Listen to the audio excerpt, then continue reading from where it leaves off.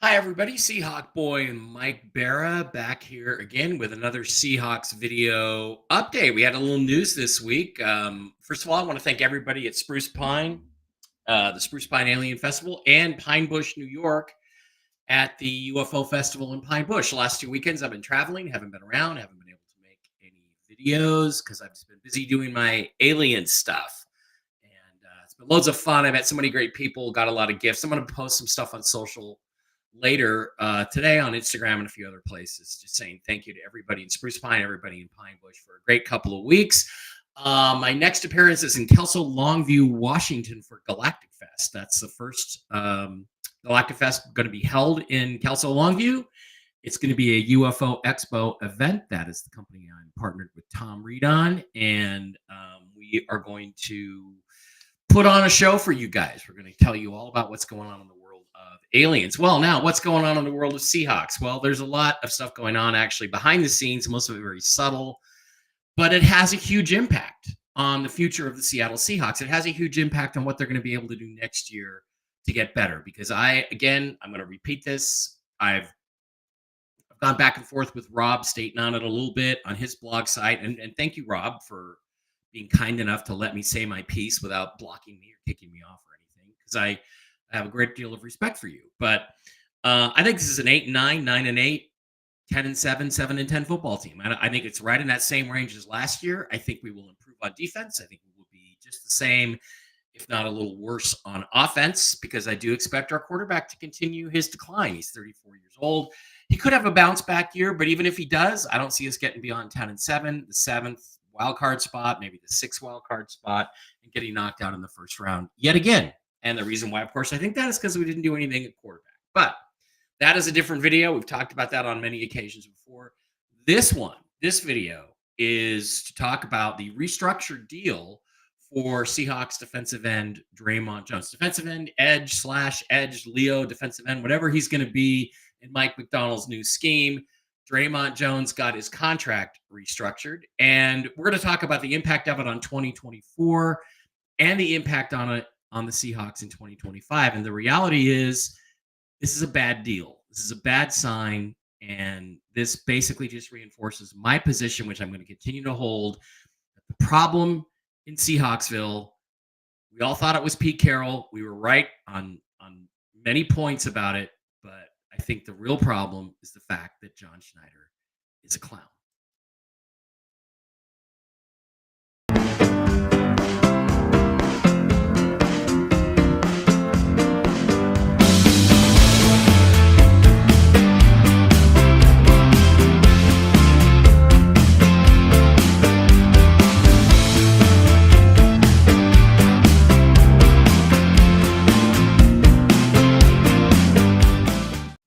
Okay, welcome back again. This video is entitled Seahawks Restructure Dre'Mont Jones Contract. Clown John Schneider strikes again. Well, why is he a clown? We're going to talk about why he's a clown, but let's get right into the whole news, the whole bit here, and really look at what happened. Well, the news came this week. It was the Seahawks restructured the contract of defensive lineman Dre'Mont. I guess you can call him a defensive lineman because we really don't know what position he plays, but or what he plays well, because he didn't play well last year. They restructured the contract with defensive lineman Dre'Mont Jones, converting $9.875 million of Jones' 2024 salary into a signing bonus to create $7.4 million in cap room for this season, 2024, lowering the salary cap charge to $10.77 million. Jones' 2025 salary cap number increased by $2.468 million to $25.645 million, which is ludicrous for Dre'Mont Jones.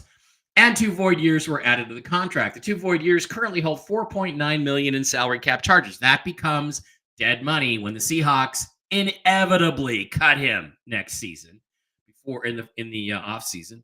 Move was necessitated by the Seahawks' current salary cap position, which saw the team with a league low amount of cap room, about $1.1 million prior to the restructure. This should give Seattle the breathing room to now function the rest of the summer and into the regular season. So this is just to clear cap space for a practice squad, injured reserve. Basically, that's it. Practice squad, injured reserve, because their draft picks are all signed. So this, of course, created a little bit of consternation among the not so bright Seahawks Twitterverse that's out there. I call it Twitterverse. Seahawks Twitter. Seahawks blogiverse, Seahawks Xaverse. I don't know, but let's listen to Seahawks Brandon Nelson, and I'm going to refrain from referring to him as Seahawks retard Nelson because this take, although I don't agree with it, and I'll tell you why, is a little less retarded than most of his takes. So let's just listen to him and see what he had to say about this restructuring. So this actually gives us a pretty nice opportunity to look at what the contract was and what the contract is. So, Dre'Mont Jones on Spotrac. This is the contract as it was. 2024, the cap hit was about 18.2 million. So that was it's ridiculously high. Kind of a pain. That was kind of a pain to deal with, right? An $18.2 million cap hit for a player who we don't even really know what position he's going to play or what kind of impact he's going to be able to have because of what happened last year with him where he was of limited effectiveness. That was kind of a pain. However, the upshot was that 2025, yes, his cap hit goes up to about 23.2, but his dead cap hit is 6.7 million. So that's an easy release. Not even 7 million dead with where the cap is probably going to be next year. That's pretty easy to swallow. So on the one hand, yeah, this year sucks. On the other hand, 2025 is free and easy. So now we've kind of swapped out some of the pain for pleasure and some of the pleasure for pain, I guess you could say. So you go to over the cap and you can see that things have kind of flipped. So the 2024 cap hit has been reduced all the way down to 10.8, let's call it, about 10.8 million. So very reasonable cost this season for a player that I think most of us expect to be at least a little bit better this year, a little bit more effective as a player. So that's obviously good. That accounts for the 7.4 million in savings, according to Jason OTC over here on X.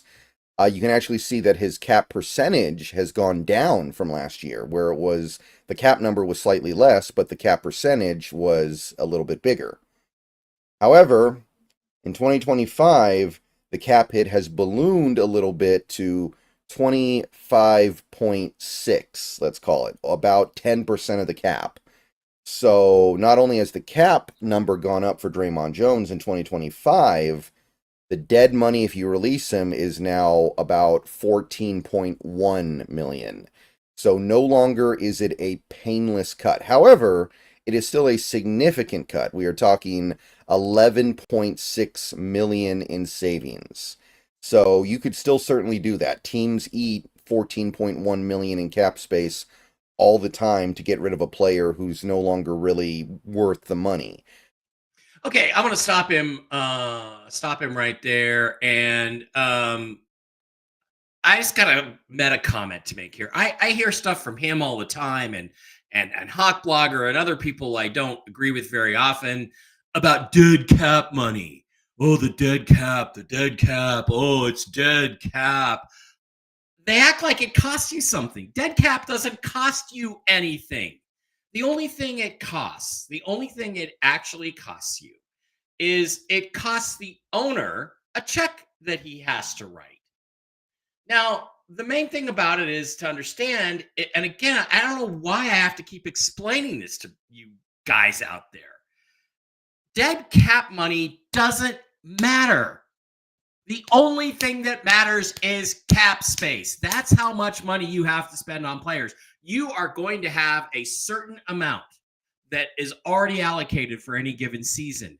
And the magicianship that comes into it, the sleight of hand, is where you figure out a way to always have enough cap space to bring in 2 or 3 or 4 starters, like the Seahawks actually did this year. They brought in 4 starters, 2 safeties, 2 linebackers. One of them's injured now. He might not make it to the start of the season, but they brought in guys that could start. So the only thing that matters is cap space. When you look at a dead cap charge, when you look at dead cap, let's just go through. Let's go to 2025 and let's cut Dre'Mont Jones. Okay, so the dead money is 14.072 and the actual cap savings is 11.572 million. So you see the Seahawks cap number here goes from 20.4 million over the cap to only 8.836 over the cap. So you save a lot less than you would have saved otherwise. But the dead cap money is irrelevant. It doesn't mean that the Seahawks have to pay him $14,072,918. They pay him whatever guaranteed salary is remaining on his contract and whatever prorated bonus charges are remaining, which is a lot less than $14.072 million. And it doesn't matter. It's all just bookkeeping. So dead cap money is fucking irrelevant. That is why the Broncos took a $59 million cap hit or whatever it was for cutting Russell Wilson, for choosing Sean Payton over Russell Wilson. So far, Seattle Seahawks have chosen Pete Carroll over Russell Wilson and then fired Pete Carroll. And the Denver Broncos have chosen Sean Payton over Russell Wilson. And I suspect they will be firing Sean Payton, if not this year, then next. Because he's a clown and doesn't know what he's doing either.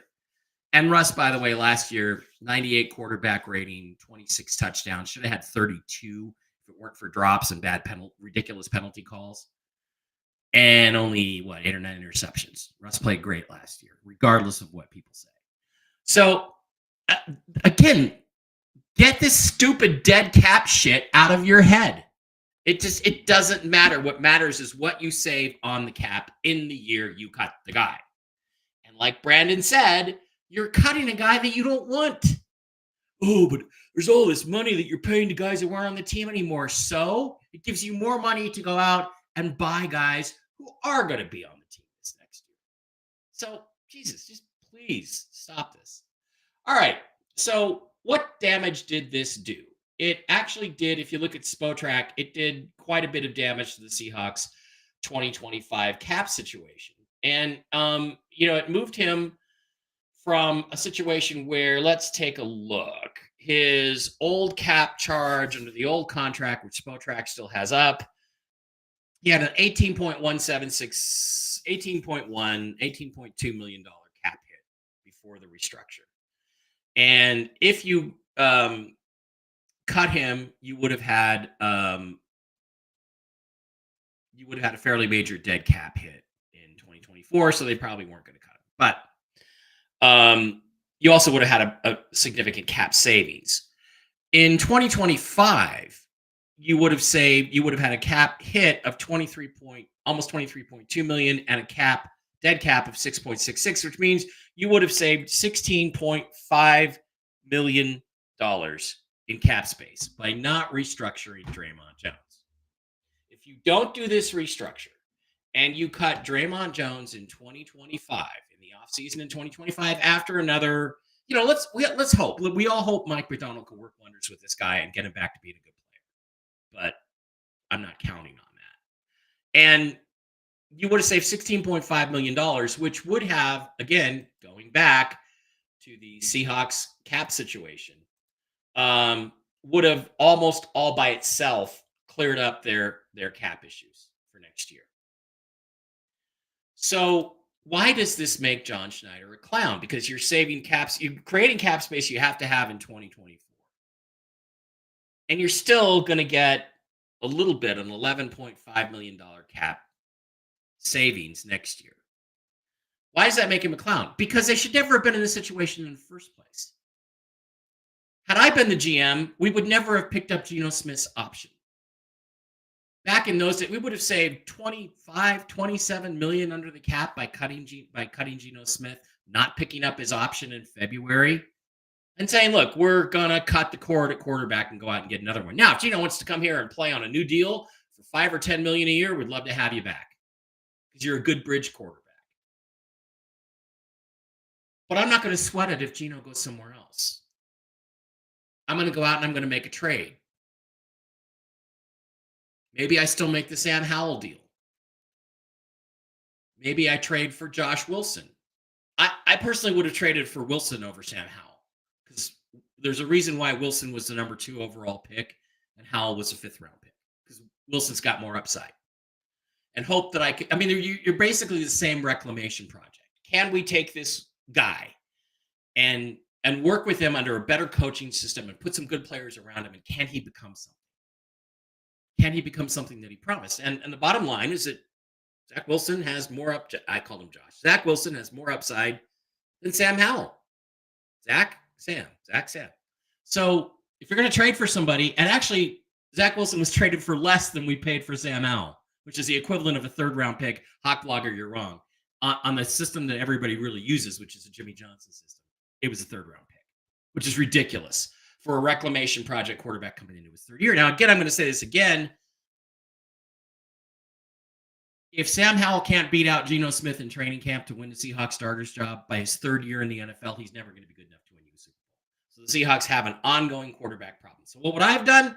I would have never re-signed Geno. We would never have been in this situation in the first place. I would have cut every guy that we could cut to create cap space. And I would have drafted a quarterback. I would have busted my ball after failing to go up to the number 1 pick and get CJ Stroud in 2023, which we could have done. We could have easily outbid the Carolina Panthers for CJ Stroud. But Clown John Schneider and Pete Carroll probably would have taken Anthony Richardson instead of CJ Stroud, which would be even worse. It's not a risk if you break the bank to get up and get a quarterback and you get the right one. But I think this clown organization would have gotten the wrong one. But that's just what I'm speculating on. And maybe it's not fair for me to say anything like that. But having failed to do that, we got to get a quarterback this year. Okay. And again, I'm going to say Spencer Rattler. You had 5-6 opportunities to draft him. And I understand people like Rob Staten saying, oh, well, they just didn't think he was that good. Well, they're wrong. And they're wrong because you've evaluated the guy. Maybe there was something alarming in the interviews. He's still worth with the physical talent he brings to the table. He's still worth a 4th or a 5th round pick. So then you have 2 young quarterbacks fighting it out for the starting job. And there's still veterans out there that you could have added, including Geno. Geno might have come back for a reasonable, They tried to trade Geno, nobody wanted him. So the fact that we didn't act boldly in the offseason, and when you fire your head coach of 14 years, Pete Carroll, 2023's offseason is the perfect time to act boldly. And they didn't do it. Because I think Clown John Schneider is delusional. I think he thinks this team is a contender. He's right. They're a contender for the 7th playoff spot in the NFC. They're not a contender to win the Super Bowl. I was in a casino last night, Red Rocks, up the street in Vegas here. And I was thinking, do I want to actually put my $100 on the Seahawks to win the Super Bowl? If I don't, they'll probably win it. And I'll throw away $7,500 or whatever odds I can get. Right now, up there it was plus 7,500. But I think it's pointless because they're not going to win the Super Bowl. And they're not close to contending. And what they should have done is bring in the new coach, break this thing down to the studs, and start the rebuilding process again. And you would have 2 or 3 years of the fans' goodwill to fix that. And you didn't do it. So here we are stuck again in the netherlands. We're in purgatory. We're in the middle. We're not good enough to really seriously contend, and we're not bad enough to get a high draft pick, to get a player like a quarterback who could help us seriously contend. And again, this is going to be the ongoing problem because Schneider is delusional enough. I think he really believes this team can contend, and it can't. Even if the defense is better, I don't see that translating to more than 1 or 2 wins. And I think with a little bad luck, we drop those 2 games, and we're back to 9-8, 8-9, 7-10, 10-7, right in the middle, where we're going to be in perpetuity. So let's take a look just real quick before we get out of here. Let's take a quick look at what we could have had is gone. And I've established this before. I did other videos. We could have, if we cut the right guys in 2025, had $75 million in cap space and 8 draft picks in the first 5 rounds. If you could get a 1st and a 3rd for DK, which is an A.J. Brown trade, he's definitely as good as A.J. Brown. You have 2 firsts, a 2nd, 2 3rds, 2 4ths, and a 5th. let's say you can't get that for him because the wide receiver market has gone soft and you trade DK and you only get a second and a fifth. Well, then you're going to have a first, 2 seconds, 2 thirds, 2 fourths, and a fifth, and 2 fifths. Either way, you have 8 draft picks and $75 million to go out and, I don't know, go get Dak Prescott. Dak was mentioned this week as the Seahawks being a possible destination. Now, do I think Dak Prescott is a world beater? No, but I do think he's better than Geno Smith. And I do think he's good enough that you can win a Super Bowl with him, with the players that we have. We probably have to rebuild a little bit at wide receiver after we traded DK. But even if we didn't trade DK, we could still do pretty well cap-wise. We could still do well enough to go out and get him. And even though Dak is 32, he's a lot physically younger than Geno, and he's a better player. He always has been. Geno Smith is streaky. So let's see what we've got left. This is why John Schneider is a clown. Because when we get to 2024, now we've got cap space, but we're still 20.4 million in the red in 2025. Well, Geno Smith has a ridiculous cap number of $38.5 million for a 35-year-old quarterback who isn't that great. That's not going to work. So if we cut Geno, we save $25 million under the cap. Oh, there's that $13.5 million dead money. Again, that's not a check you actually have to write. It's way less than that. And it doesn't matter because you're talking about clearing cap space. So with this one move, boom, we're under the cap by $5 million. Now, what about DK? We can still trade DK. We can still do the smart thing, whether we get a first and a third or a second and a fifth. Let's trade him. Post 6-1, 17 million in cap savings. Suddenly in 2025, we're at 26.591 million. Now, Dre'Mont Jones, had we cut him, we'd have another 16.5 million in savings. As it stands now, we're only going to have 11.572, but I'll take it. Tyler Lockett, that cap number is 30 million. That's way too high. We got to cut Tyler. Leonard Williams, 31 years old. We're overpaying him. 12.55 million in cap savings. We're going to cut Leonard too. Trade DK in 2024. Cut Geno, Tyler, Dre'Mont Jones, and Leonard Williams. Because after all I hear about is how great Byron Murphy is. If Byron Murphy's so great, then we're not going to miss Dre'Mont Jones and Leonard Williams that much, are we? We'll have a couple of young players that we're going to bring up behind him. So we still have the potential to get to 67.7, almost 68 million in cap space, and have 8 draft picks in the first 5 rounds. So we can go get a quarterback number 1, a wide receiver number 1, because I think Jackson Smith and Nick Jigba is only ever going to be a wide receiver 2 like Tyler Lockett, but he's good. And a wide receiver 2 and a couple of defensive tackles. For that amount of money, you can get Dak and 2 or 3 starters, or you can get 5 or 6 starters at other positions. And then you can trade up to get a quarterback. Although I don't think, again, the quarterback class is nearly as good as 2023's was. 2024 class does not shape up to be that good. So we could still salvage this thing, but we would have had up over 73 million in cap space for 2025 if we had not restructured Dre'Mont Jones. So actually, the more I look at it, the more it's not that bad, although we should never have been in a position in the first place. We should have just cut the cord in 2024. And we didn't. So now we pay the price for not doing that. So that's what I have for you. There's still a potential, but this team, the Seahawks have to understand that they are not a serious contender. And for the amount of money you're going to have to pay DK, and he can say, I don't care that much about money.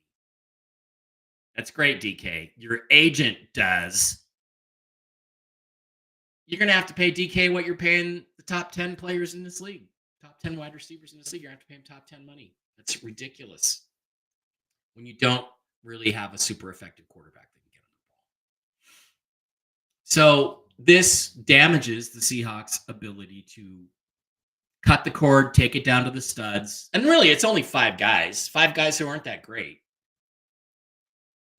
I mean, are you going to miss 35-year-old Geno Smith, 33-year-old Tyler Lockett, 29-year-old Dre'Mont Jones, 28-year-old Dre'Mont Jones, and 31-year-old Leonard Williams that much? Are you going to miss them? I don't think so. Leonard Williams and Dre'Mont Jones didn't do jack shit last year for the Seahawks. Geno Smith declined by about 15%. That's another video we talked about. Tyler Lockett, still a terrific player, but he had a few drops. DK Metcalf's probably our best player, our best star player. But he's barely considered a top 20 receiver by most people because they focus on fantasy stats. Fantasy stats like yardage. Fantasy stats are the death of football common sense. Just like dating apps are the death of romance, love, and marriage.